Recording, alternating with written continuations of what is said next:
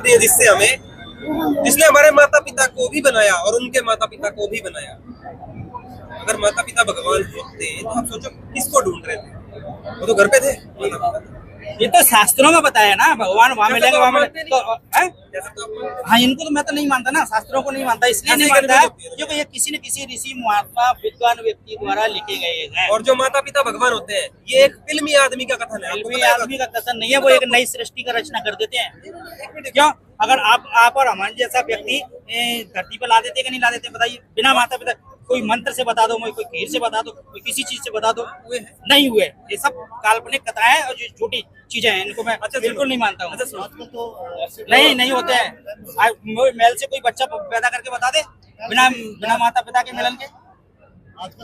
अरे तो लैब में दोनों के अंडाणु शुक्राणु नहीं मिलाया तब बच्चा कैसे पैदा नहीं होगा?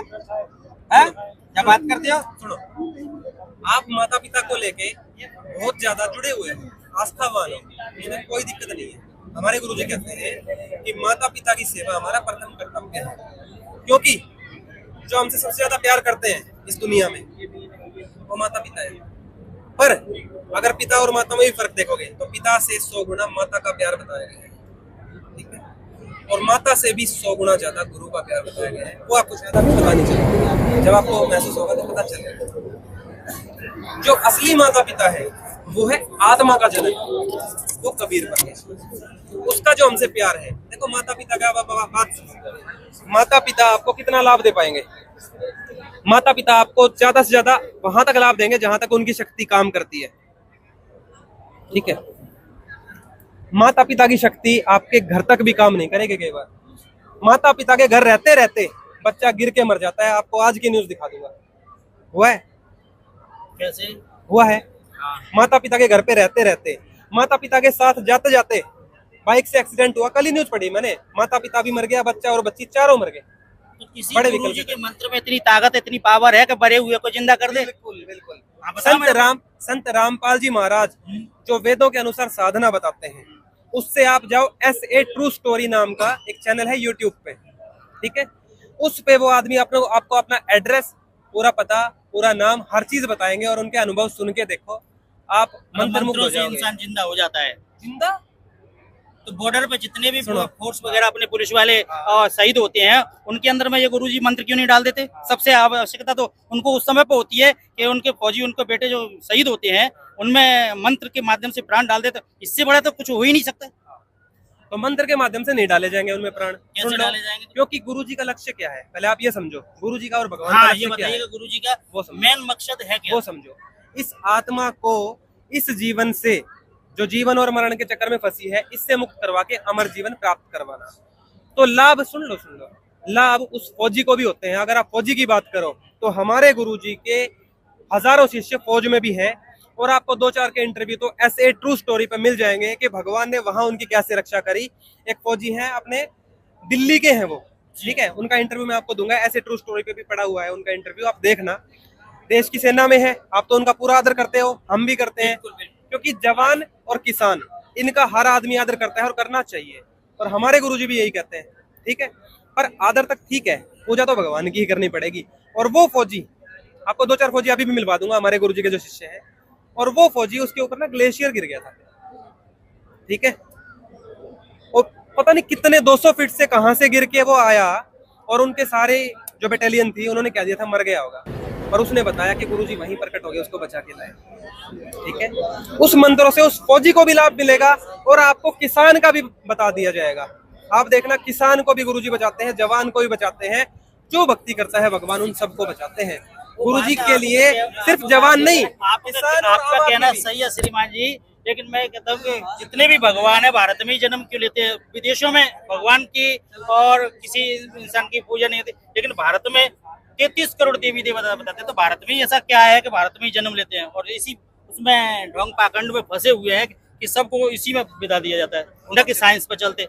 आज चाइना अपन से कितनी साल बाद आजाद हुआ, आज हमसे 100 साल आगे है।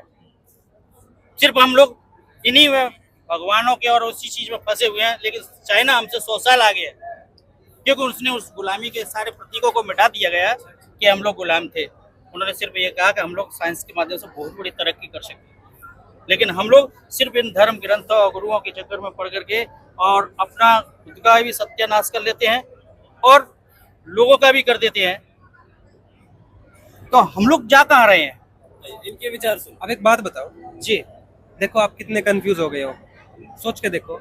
अभी 5 मिनट पहले आपने बताया कि भगवान को ढूंढने के लिए मैंने कोई जगह तो नहीं छोड़ी। मैंने कोई जगह, ये वेद पुराणों के अनुसार बताया गया कि भगवान ने अयोध्या में जन्म लिया, मैं अयोध्या गया। मैंने कही भगवान ने मथुरा में जन्म लिया, मैं मथुरा गया। भगवान मैंने कही कि गुजरात में भगवान ने द्वारका ऐसी बसाई थी, सब जगह गया मैं, ऐसा नहीं है। रामेश्वरम में गया, सब हर जगह पे भगवान को ढूंढा, लेकिन मेरे को तो कहीं ऐसा एहसास नहीं हुआ कि जहाँ पे भगवान है।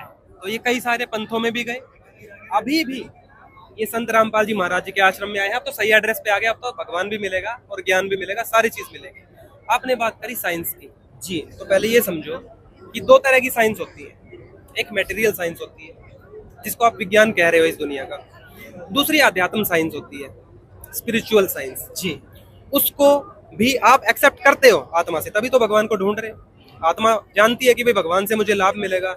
अगर आप बात करो चाइना की, चाइना ने नास्तिकता को अपनाया, ठीक है, भौतिकवाद में राष्ट्र है, हाँ, बुद्धिस्ट राष्ट्र है, नास्तिकता नहीं कह सकते।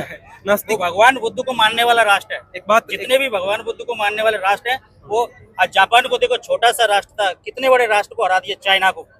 1904 की बात है, देखो चाइना को पछाड़ते थे, और हम लोग चाइना से कितनी ठीक है। आपने बताया वो भगवान बुद्ध को मानने वाले हैं, वो बड़े छोटे राष्ट्र हैं, तो बड़े से छोटे में आपको ये मतलब समाप्त हो जाएगा मामला इसमें। तो जी, बुद्ध जी ने क्या किया था?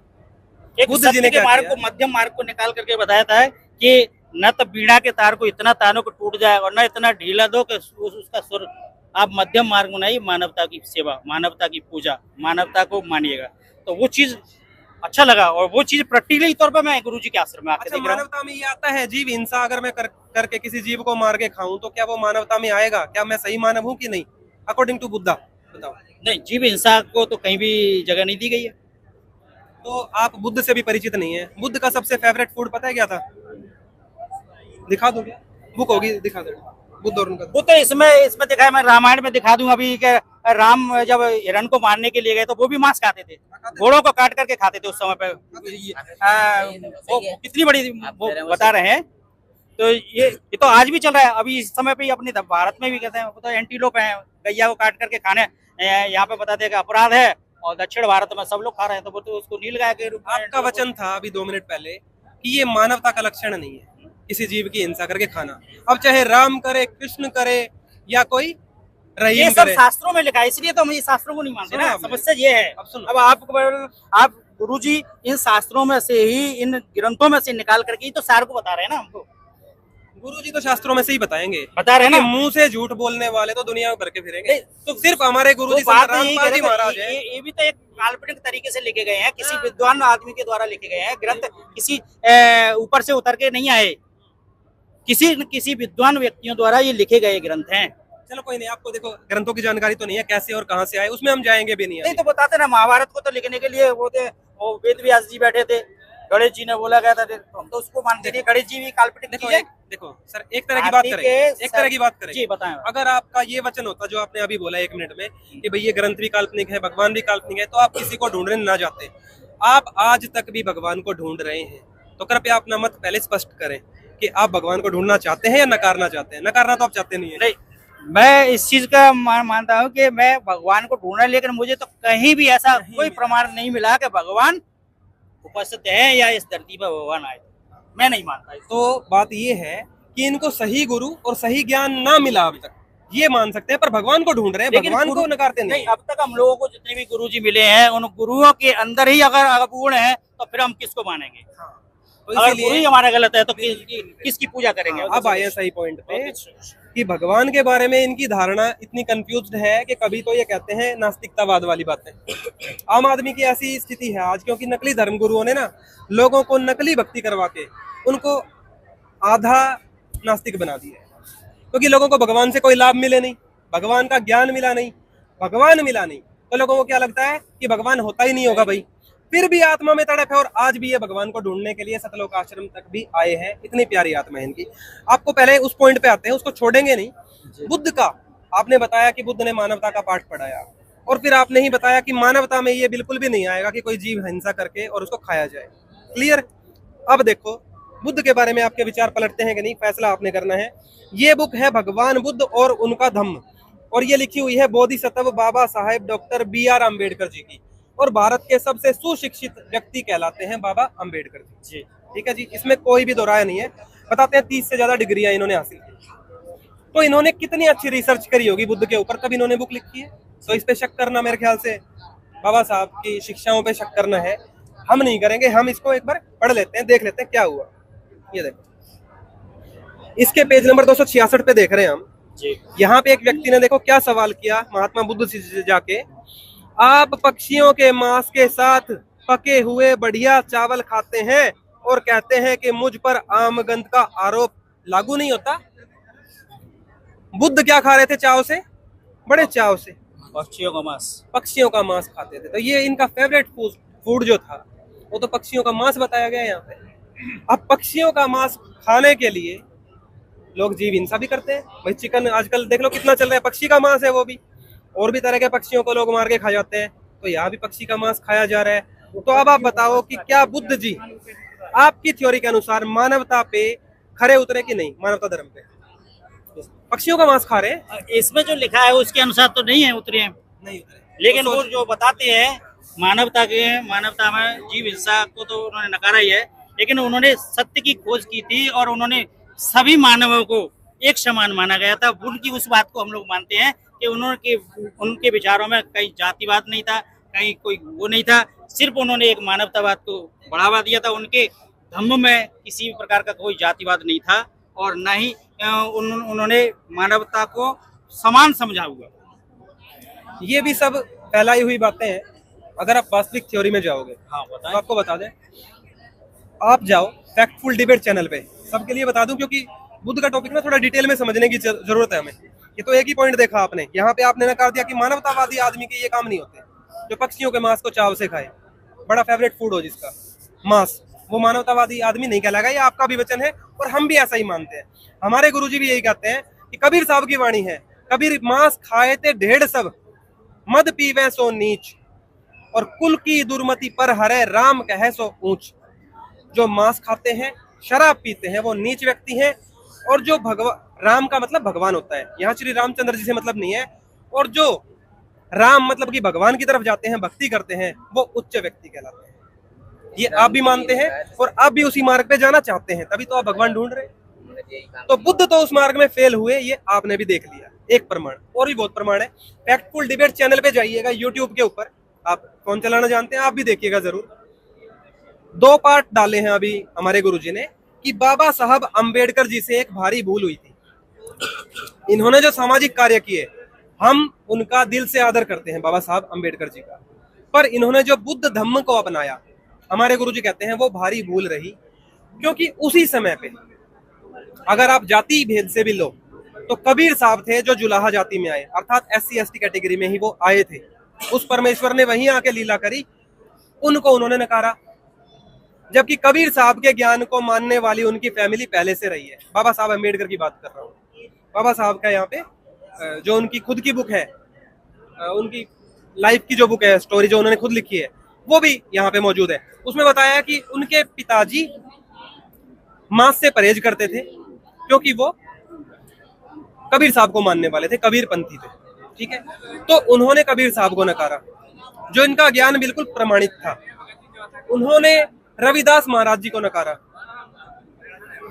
और इन सब को नकार के उन्होंने बुद्ध धर्म को अपनाया। हमारे गुरुजी ने कहा है कि ये भूल हुई है, एक बार फिर से चेक करो कि कौन सा मार्ग सही है। रविदास जी का मार्ग सही है, कबीर साहब का मार्ग सही है, और बुद्ध का मार्ग जो है वो चला है, आज जो चल रहा है त्रिपिटक के आधार पे चल रहा है। त्रिपिटक कोई ग्रंथ है ही नहीं, माननीय ग्रंथ नहीं है। आप जब देखोगे दोनों पार्ट वहां पे वीडियो के जाके, बाबा साहब अंबेडकर की बड़ी भूल भाग 1 और भाग 2 दोनों देखिएगा, और फिर जब आप आओगे अगली बार तो आपके सोच बदल जाएगी। बुद्ध को लेके, बाबा साहब अंबेडकर जी को लेके हमारे मन में पूरा आदर है, बुद्ध को लेके भी आदर है कि भाई ये भी भगवान ढूंढने निकले पर मिला नहीं। फिर नकल चकल मार के इन्होंने थ्योरी जो बनाई, वो जो समाज में प्रचलित की गई, उसमें भी बहुत ज्यादा मिक्सिंग हो चुकी है। कोई ओरिजिनल थ्योरी बुद्ध जी की अवेलेबल है ही नहीं, क्योंकि त्रिपिटकी पूरा मिक्स है, एक भूत का दिया हुआ ज्ञान है। और आप वीडियो देखोगे आपको समझ आएगी बात, ठीक है। तो ये तो आपको प्रमाणित हो गया, ठीक है। आप नास्तिकतावाद की बात कर रहे थे, इस बुक का पहला चैप्टर दिखाता हूँ। बाबा साहब अम्बेडकर तो सबसे पढ़े लिखे आदमी है भारत के, ये देखो इसमें भी लिखा है, ये देखो मैं दूसरी बुक की बात कर रहा था, ये भगवान बुद्ध और उनका धम्म बाबा साहब अम्बेडकर जी की बुक है, इसमें भी उन्होंने लिखा है, हालांकि मेरे दादाजी कबीरपंथी थे और मूर्ति पूजा में विश्वास नहीं करते थे। अर्थात पाखंड के खिलाफ तो इनकी फैमिली पहले से थी, पर फिर भी इन्होंने कबीर साहब को नकारते हुए बुद्ध धर्म अपनाया, वो सही नहीं। और दिखाता हूं, ये देखो बाबा साहब अम्बेडकर और बुद्ध दोनों ही, समाज मानता है कि ये दोनों ही नास्तिक प्रवृत्ति के रहे होंगे, और उनको मानने वाले आज नास्तिकता का दम भरते हैं कि हम नास्तिक हैं। ये भी बिल्कुल झूठ है। आप कुछ भी मानो, पर इन महापुरुषों का नाम मत लो। बाबा साहब अम्बेडकर और बुद्ध, इस पुस्तक में आप पढ़ के देखिए, नास्तिक साबित नहीं होंगे। ये वही पुस्तक है, इसके देखो आप पेज नंबर पे 21 पेज नंबर पे देख रहे हैं, असित मुनि की भविष्यवाणी। ये देखो, पहले तो ये भविष्यवाणियों में विश्वास करते थे। भविष्यवाणी क्या चीज होती है सोचो। भविष्यवाणी किसी एक साधु महात्मा, किसी की दिव्य दृष्टि खुलती है भक्ति करने से, वो भविष्य की घटनाओं को देख के और लिखवा देता है, उसको भविष्यवक्ता कहा जाता है। तो ये तो विश्वास करते थे, इसलिए भविष्यवाणियों का जिक्र किया है इसमें। देखो क्या बताया है, हिमालय की तलहटी के लुम्बिनी वन में महामाया की कोख से बच्चे के जन्म लेते ही, जैसे ही बुद्ध जी का जन्म हुआ, ये महामाया जी बुद्ध की माता, तो देवता गण प्रसन्नता से झूम उठे। देवता गण में प्रसन्नता थी, देवताओं का जिक्र आ रहा है जी। आप कह रहे थे सब क्या कहते हैं, वास्तविक नहीं है, ये तो काल्पनिक है, आपने बोला था। जबकि बाबा साहब अम्बेडकर जी की भी माने और बुद्ध जी की भी माने, तो यहाँ पे तो देवताओं का जिक्र आ रहा है। बुद्ध के जन्म पे देवता खुश हो रहे थे। देखिए, वे आनंदित होकर अपने दिव्य वस्त्र, ये देवता कोई मनुष्य नहीं है, इनके वस्त्र भी दिव्य हैं, अपने दिव्य वस्त्र ऊपर उछाल उछाल कर घूम रहे थे। वे बार बार बुद्ध शब्द का उद्घोष कर रहे थे, जिससे आकाश गुंजायमान हो रहा था। उन्होंने देखा कि देवतागण बहुत प्रसन्न होकर विचरण कर रहे थे, देवता लोग वहां घूम रहे थे। ठीक है जी, ये देखो इसको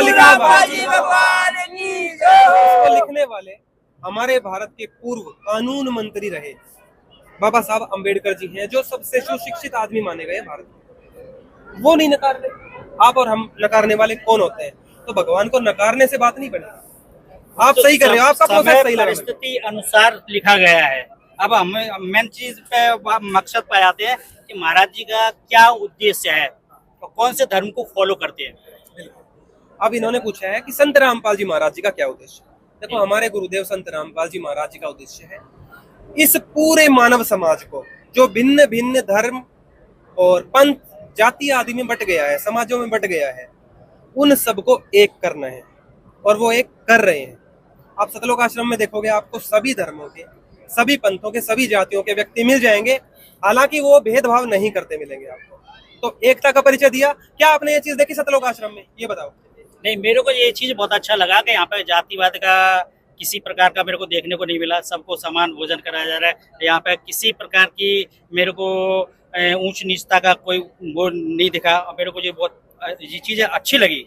लेकिन जो अपन जो शास्त्रों और उनसे निकाल करके जो चीजें बताते हैं, वो कहीं मेरे को ठीक नहीं लगती। मैं चाहता हूँ कि बाबा जो अपने संत रामपाल जी हैं, क्या ये संभव है कि पूरी सृष्टि को, पूरी इसको ये कर पाएंगे? क्योंकि यहाँ पंथों को मानने वाले बहुत लोग हैं, बहुत बाबाओं की वो काम चल रहा है, दुकानें चल रही हैं इस समय पे। तो मैं चाहता हूँ कि अपना मत स्पष्ट करें और ये बताएं आप लोगों को कि इस सृष्टि में अपना क्या मेन रीजन है, क्या उद्देश्य है।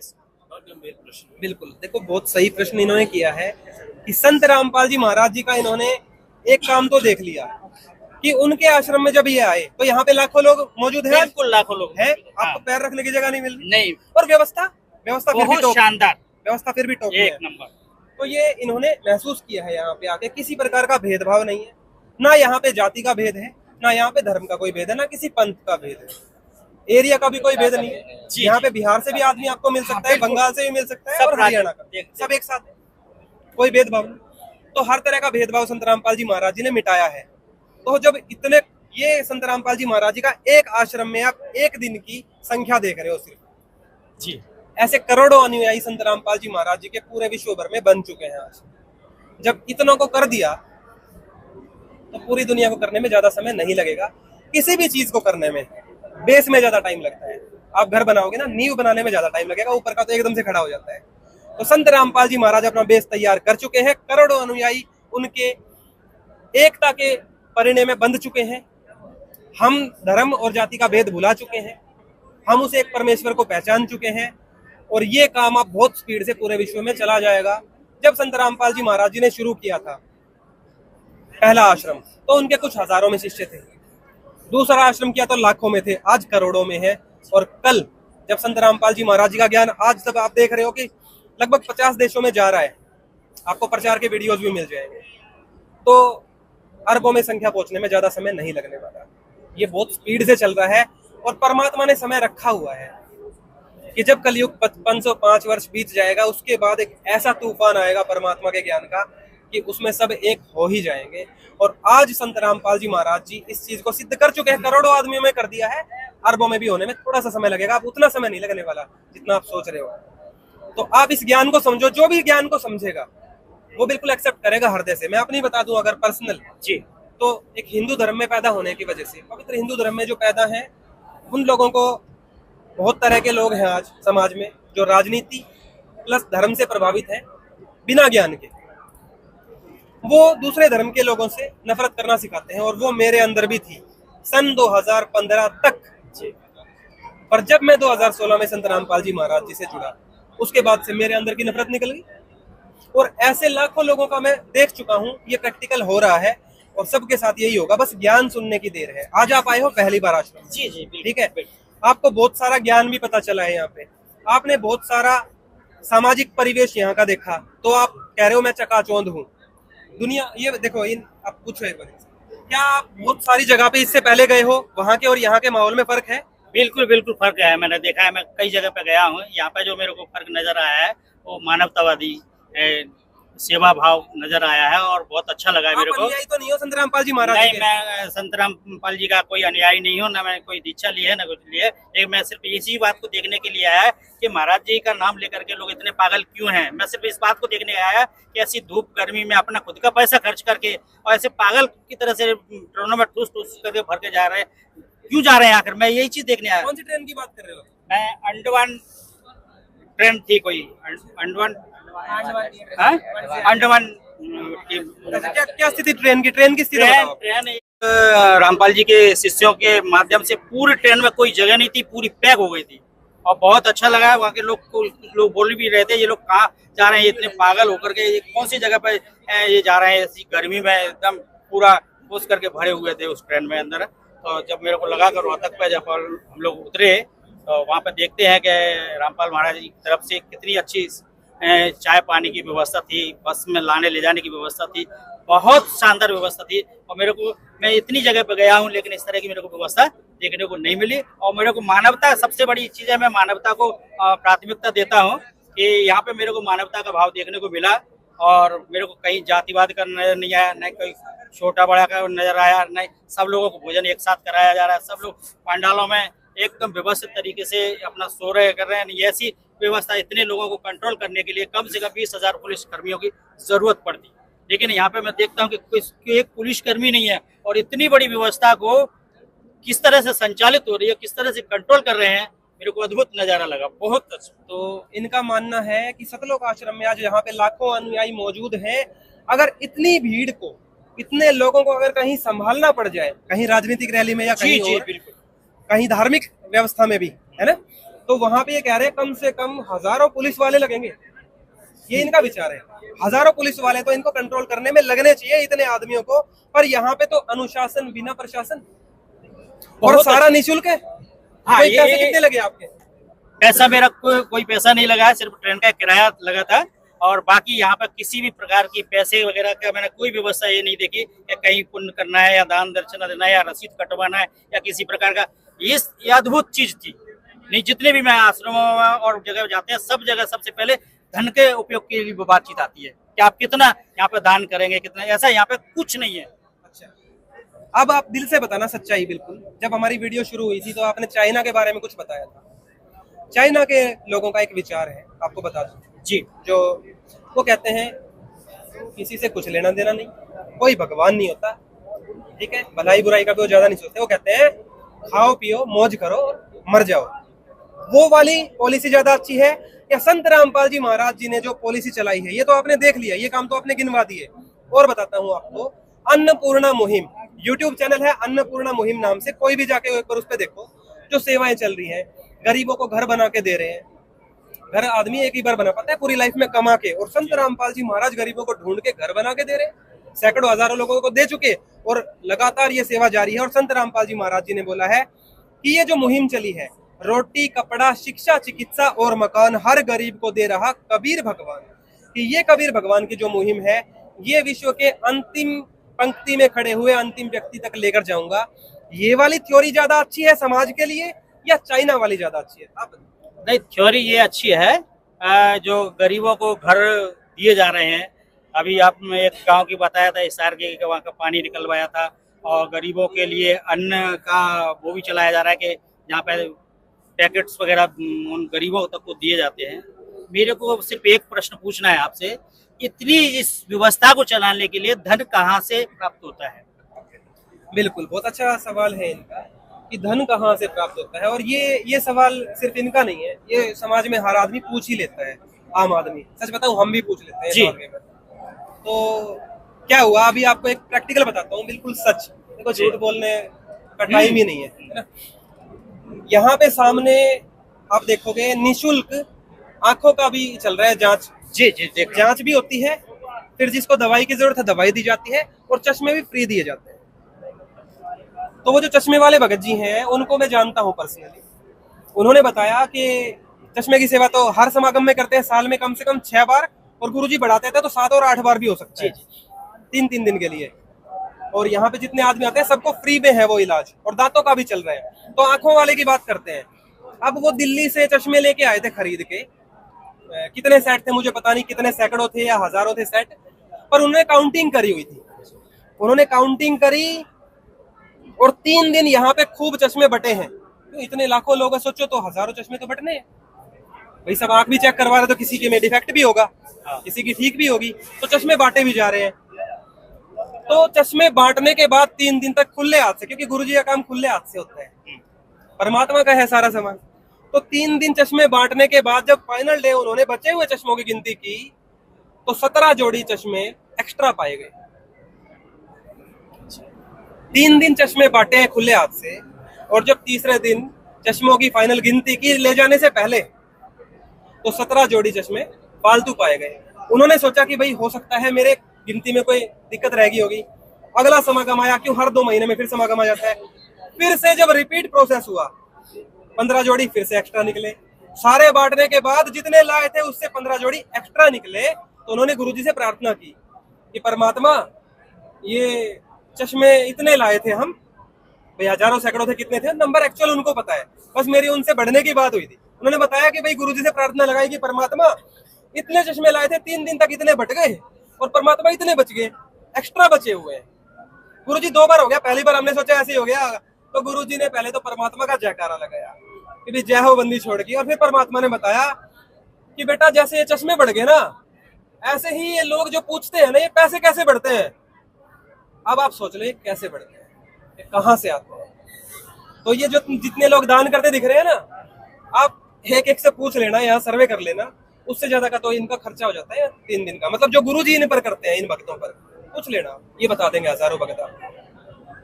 और दान का कुछ अपनी जेब से कुछ करते भी है कोशिश, सिर्फ भक्तों को, आपको अलाउड नहीं है। आप गुरुजी के शिष्य नहीं हो तो आप 1 रुपया दान करने के लिए अलाउड नहीं हो गुरुजी की तरफ से। हाँ, आप यहाँ सारी सुविधाएं ले सकते हो, दान देना अलाउड नहीं है, पर भक्तों को देना अलाउड है। तो उससे ज्यादा तो ये खर्चा ही हो जाता है इनका।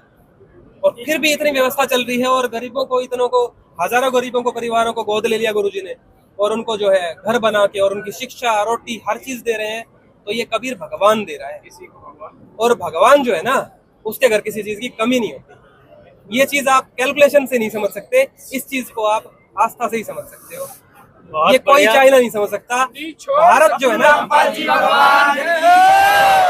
भारत हमेशा से धर्म की भूमि रही है, ठीक है, और यहाँ से ही धर्म का उदय होना है। अभी कलयुग में सतयुग की शुरुआत हो चुकी है। भारत में सबसे ज्यादा भगवान को मानने वाले लोग हैं, राइट, पर पूरी दुनिया में भी नास्तिक लोग भरे पड़े हैं, ऐसा कुछ नहीं है। आप अगर देखोगे तो भगवान के अवतार सिर्फ भारत में ही नहीं हुए, समस्तरबेज वहां पे हुआ है जहां पे रूमी था, टर्की के अंदर समस्तरबेज नाम से यही परमेश्वर, कबीर परमेश्वर, जो आज संत रामपाल जी महाराज जी के रूप में यहाँ विद्यमान है। सन 800 या सन 1200, मुझे थोड़ा याद नहीं है वो कब की स्थिति थी, पर जब कबीर साहब, जिनको आप जानते हो, सन 1400 के करीब में आए हैं, उनसे भी 600 साल पहले लगभग मान लो, या 200 साल पहले ही मान लो, ज्यादा नहीं, तो वो ही कबीर परमेश्वर समस्तरबेज के रूप में रूमी से जाके मिले। रूमी ने पूरी किताब लिख रखी है आशिकी पढ़े में अपने अल्लाह उस भगवान के लिए, पूरी बुक है उनकी, 2 बुक हैं, एक मसनवी और दूसरी है दीवाने कबीर, पढ़ लेना आप, इसी कबीर परमेश्वर की महिमा। तो ये परमात्मा किसी क्षेत्र में बंधा हुआ नहीं है। पाकिस्तान के अंदर भी आप देखोगे वही समस्तरबेज नाम से जो परमात्मा है, अपने एक शागिर्द को लेके इराक से लेके आए थे, मोहम्मद को लेके। ये वो वाला मोहम्मद नहीं है जिसने मुस्लिम धर्म चलाया, ये दूसरा मोहम्मद नाम से हुआ है। वास्तव में इसका नाम था मंसूर, और इराक में इसको जला के मार डाला था, और परमात्मा ने अपनी शक्ति से जिंदा किया उसको, मतलब काट काट के पहले मारा फिर जला दिया था काफिर कह के, फिर परमात्मा ने अपनी शक्ति से उसको जिंदा भी किया और मुल्तान के अंदर भी लेके आए। तो उस परमेश्वर के अवतार है ना, दुनिया के हर हिस्से में आपको मिलेंगे। आप ये मत सोचना कि भारत में ही हुए हैं, ये कहने वाले लोग जानकार नहीं है, बस इतनी सी बात।